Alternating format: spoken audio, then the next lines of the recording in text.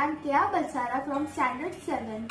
Today I'm going to perform an experiment on how to inflate a balloon using vinegar and baking soda. For this experiment we need an empty bottle, vinegar, baking soda and a balloon. Now let's start. First I'll pour the vinegar into the empty bottle.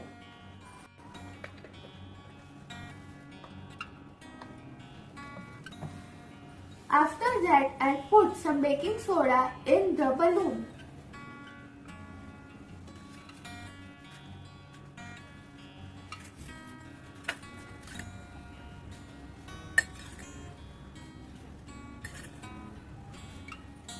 Now I will place this balloon securely on the bottle.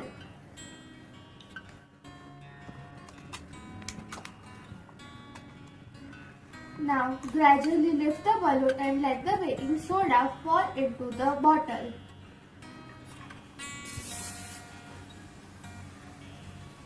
As you can see, the balloon is inflating.